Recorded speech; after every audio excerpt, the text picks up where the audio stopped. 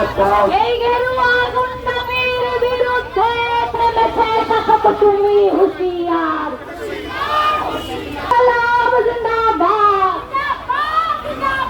দেখুন, যাদবপুর বিশ্ববিদ্যালয়ে এই রাজ্যের বহু ছাত্রছাত্রী তারা সেখানে পড়াশুনো করে, গ্রামগঞ্জ থেকে আসা ছাত্রছাত্রী তারা সেখানে পড়াশুনো করে এবং আমরা দেখেছি যাদবপুর বিশ্ববিদ্যালয়ের কিন্তু স্বাধীনতা আন্দোলন, স্বদেশী আন্দোলনের একটা লেগাসি তার রয়েছে, যার ফলে যাদবপুর বিশ্ববিদ্যালয় সবসময় শাসকের বিরুদ্ধে সে কিন্তু একটা অবস্থান নেয়, শাসকের এই যে রাজনীতি তার বিরুদ্ধে সে অবস্থান নেয় এবং আমরা দেখেছি যে বারবার শাসক পাল্টেছে কিন্তু যাদবপুর তার সেই মূল জায়গাটা কিন্তু সে বজায় রেখেছে, যে শাসকের বিরুদ্ধে সে প্রতিবাদ করেছে, রাস্তায় নেমেছে, আক্রান্ত হয়েছে, রক্ত ঝরেছে, কিন্তু তারপরেও সে তার জায়গাটা ঠিক রেখেছে।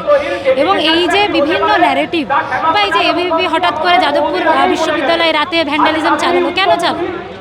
তার কারণ হচ্ছে যাদবপুরে এই যে মুক্ত চিন্তা, এই মুক্ত চিন্তাকে তো বিজেপি ভয় পায় এবং এই যে স্বাধীনতা সংগ্রামীদের যে আমরা আদর্শ বহন করে নিয়ে যাচ্ছি, স্বদেশী আন্দোলনের যে ধারা আছে, যে প্রতিবাদী স্পৃহা আছে, সেই প্রতিবাদী স্পৃহাটাকে আসলে সব সরকার, সমস্ত শাসকই ভয় পায় এবং এই ভয় পাওয়ার জন্যই, যেহেতু তারা যাদবপুরকে ভয় পাচ্ছে, মুক্ত চিন্তাকে ভয় পাচ্ছে, সেই জন্যই তারা বারবার এই আক্রমণগুলো করে।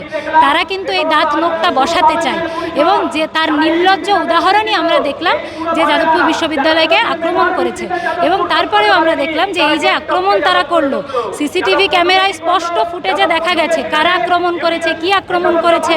তারপরেও আমরা দেখলাম যে আমাদের এই রাজ্যের মুখ্যমন্ত্রী, উনি বোধহয় দেখেননি, তিনি বলে দিলেন যে যাদবপুর বিশ্ববিদ্যালয়ে সিসিটিভি বসাতে দেয় না, যা এটা সর্বৈব মিথ্যা ন্যারেটিভ। যাদবপুর বিশ্ববিদ্যালয়ে স্বাধীনতার ভারতবর্ষের পতাকা উত্তোলন হয় না, এই ধরনের কথাগুলো আসলে যাদবপুর বিশ্ববিদ্যালয়কে মেলাইন করার জন্য। পশ্চিমবঙ্গের যদি গণতান্ত্রিক ক্যাম্পাস বলতে যা বোঝায়, গণতান্ত্রিক ক্যাম্পাস বলতে একমাত্র যাদবপুর। তো যাদবপুরের যে মুক্ত মন, মুক্ত চর্চা, এটা বিজেপি আর এসে সবসময় ভয় পায়। আগেও ভয় পেয়েছে তৃণমূল, বর্তমানে বিজেপি সরকারও সেটাকে ভয় পায়। ফলে গণতান্ত্রিক পরিবেশকে যে কোনো সরকার ভয় পায়, সে কারণে তার উপর আক্রমণ নামিয়ে আনছে। আমরা দেখলাম যে ভ্যান্ডালিজম, মানে এর আগেও দেখেছি যে যাদবপুরে এর আগেও তৃণমূল সরকার করেছে, এর আগেও নানান চেষ্টা করেছে তারা ক্ষমতা দখল করতে, কিন্তু তৃণমূল সরকার পারেনি। বিজেপি আরএসএস জেএনইউতেও পারেনি, যাদবপুরেও পারবে না। ফলে আমরা তার ভিতরে উঠে দেবো। সিসিটিভি ফুটেজে দেখা গেছে যে যারা ভ্যান্ডালিজম করেছে তাদের মধ্যে অনেকেই এবিভিপি নেতা নেত্রী, তারা ক্যাম্পাসের মধ্যে ঢুকেছে, ক্যাম্পাসের মধ্যে ঢুকে তারা পরিকল্পনা করে এই কাজটা করেছে, কিন্তু তারা পারবে না। আলটিমেটলি শেষ কথা কিন্তু ছাত্র জনতাই বলবে। ফলে ভ্যান্ডালিজম বিজেপি যতই করুক আর এবিভিপি যতই করুক আর এসে যতই করুক, আলটিমেটলি পারবে না। গোটা দেশের শিক্ষাক্ষেত্রে বিজেপি আরএসএস এর তাণ্ডব। আমাদের এখানে যাদবপুর, মেদিনীপুর, প্রেসিডেন্সি সব জায়গায় এই অসভ্যতা করছে। বাঁকুড়ায় একটা ছেলে তার পাড়ার একটা স্কুলের বেহাল দশা তুলে ধরলো বলে বিজেপি তার বাড়িতে গুন্ডা পাঠিয়ে তাকে মারলো, তার বাবাকে খুন করলো। এই অসভ্যতা, এই তাণ্ডব, এই সন্ত্রাসের রাজনীতির বিরুদ্ধে বাংলার ঐক্যবদ্ধ ছাত্ররা রাস্তায় নেমে।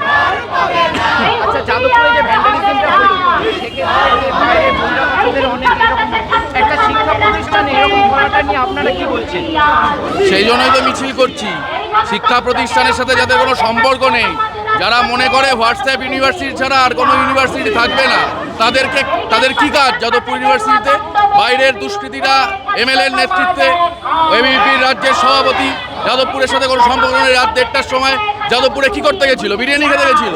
ওরা কি কাজ ওদের ওখানে? যাদবপুরে যে প্রতিকৃতিটা ভাঙা হয়েছে, এটা তো নন্দলাল বসুর তৈরি করা প্রতিকৃতি। এবার স্বাভাবিকভাবেই এই বিজেপি আরএসএস এবিভিপি এরা এই গুণীজনদের মানে বুঝবে না, এরা বুঝবে না নেতাজি প্রীতিলতা, তাই না? তো এদের সাথে শিক্ষা সম্পর্ক দূর অবধি নেই।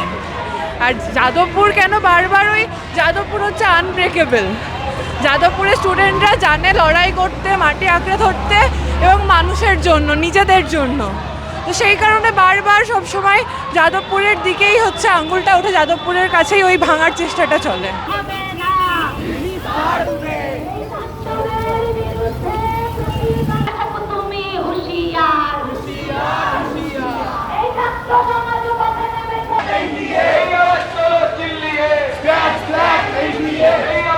দেখছি রাজ্যে দেখছি যে ভালো তৃণমূল খারাপ তৃণমূল, এই আজ বিজেপি হয়ে গেছে। প্রথমেই যেটা বলে শুরু করছি সেটা হচ্ছে 19 তারিখ থেকে শুরু করে আজ পর্যন্ত 24 তারিখ হয়েছে, যাদবপুর ইউনিভার্সিটির ভিসি রেজিস্ট্রার প্রভিসি কোনো আধিকারিক আজ পর্যন্ত ফোন করে খোঁজ খবর নেয়নি আমাদেরকে, আমাদের ছাত্ররা যারা মার খেয়েছিল তারা কেমন আছে। আমাদের কোনো ছাত্রকে একবারও জিজ্ঞেস করেনি তোমার এই মুহূর্তে কন্ডিশন কেমন আছে, তুমি কোথায় আছো, কি অবস্থায় আছো। আমাদের কিছু ছেলের পরীক্ষা দিয়েছে এই মানসিক অবস্থায়, মানে খারাপ অবস্থায়, যারা মার খেয়েছে তার মধ্যে দীপ্তিমান, সুব্রত, অর্ণ, পরিত্র, সঞ্জীবন, প্রীতম, শুভজিৎ, যারা আমাদের ছেলেরা ছিল, ওকে মেরে চোখ খারাপ করে দিয়েছে। ওর চোখে এমনি প্রবলেম ছিল, ওরা জানে, সেই জন্য আরো মেরেছে। একদম এখানটায় হসপিটালাইজ ছিল, তার সাথে আমি হসপিটালাইজ ছিলাম। ওরা ভাবতেই পারেনি যে হচ্ছে সে 5:30টায় যে মিটিংটা ডেকেছিল, কিছু নকশাল ছাত্রছাত্রী যারা মিটিং ডেকেছিল 5:30টায় জিএস ঠিক করবে। আপনারা বলুন জিএস কি ঠিক করে যায় মিটিং করে, যেখানে 5,500, 6,000, 6,500 টোটাল স্টুডেন্ট আছে একটা ফ্যাকাল্টিতে, কয়েকটা ছাত্র মিলে। এখানে আমাদের প্রশ্ন ছিল, যখন আমাদের ছাত্ররা সেখানটায় ছিল 5:30টার জিবি 7:30টায় শুরু করে, সেটা লং টেনে নিয়ে যায় 9:30 পর্যন্ত। যখন আমাদের প্রশ্ন আমরা করি, আমাদের প্রশ্ন উত্তর দিতে না পারে আমাদেরকে সোজা মারতে থাকে। সেখান থেকে আজ পর্যন্ত কোনো খোঁজ খবর ইউনিভার্সিটি অথরিটির কেউ নেয়। তার কারণ সেই মুহূর্তে দাঁড়িয়ে আমি ভিসি স্যারকে হচ্ছে ফোন মেসেজ কোনো উত্তর পাইনি। তার কারণ ওরা ভেবেছিল আরেকখানা স্বপ্নদ্বীপ কুণ্ড হত্যাকাণ্ড হবে, সেই মদতটা ওরা প্রত্যক্ষভাবে দিয়েছিল। আমি বলছি কেন, তার কারণ হচ্ছে একখানা ভিডিও, এটা রাতের 1:30টার ভিডিও, 1:30 থেকে 2টার ভিডিও।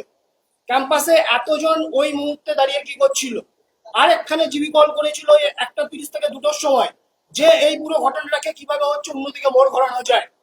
যেটা হচ্ছে পরে এই ভিডিও হচ্ছে আমাদের ছাত্র যারা ক্যাম্পাসের মধ্যে ছিল, যারা হোস্টেলে থাকে, তারা তুলেছে যে এই ঘটনা অন্যদিকে মোড় নেওয়ার জন্য।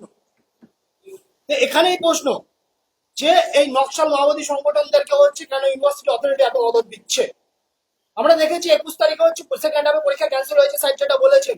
আচ্ছা, কয়েকটা গুটিগত ছাত্র, যেখানে হচ্ছে টোটাল 11,000 12,000 স্ট্রেংথ আমাদের ইনক্লুডিং স্কলার অ্যান্ড অল, সেখানে শুধুমাত্র 100, 150, 200 ছাত্রের জন্য কি পরীক্ষা ক্যান্সেল করা যায়? ইউনিভার্সিটি কি ওদের ভয়ে কুপঘাত হয়ে বসে থাকে ক্যাম্পাসের মধ্যে চিরকালই দাঁড়িয়ে? কেন এটা হবে? আমরা অন্য একটা পয়েন্টে বলছি, এই সিসিটিভি ফুটেজ কেন বাইরে এসেছে? ডিসি তো হচ্ছে বলেছেন যে সিসিটিভি ফুটেজ যে তদন্ত কমিটি গঠন করেছে তারা এসে প্রথমবার দেখবে। কি করে বাইরে গেল? মেলাইন করার জন্য কাদেরকে মেলাইন করার জন্য, কাদের নির্দেশে গেছে? পার্থপ্রতিম রায় এতেও জড়িত কিনা তদন্ত করা উচিত। যাদবপুর ইউনিভার্সিটির লোগোর ভাঙা অংশ রাজেশ্বর সিনহার হাতে কেন? এটা ভাঙার কোনো চলচ্চিত্র দেখা যায়নি, উনি নিজেই ভেঙে নাটক করছেন কিনা সেটাও তদন্ত করা উচিত। অন্যদিকে চাপে পড়ে registrar acting Salim post a fine of ₹20,000 on সরকার। বিশদে জানতে চাইলে নিচের দেওয়া লিঙ্কে যোগাযোগ করুন। ফলো করুন সংবাদ প্রতিদিন ডিজিটাল।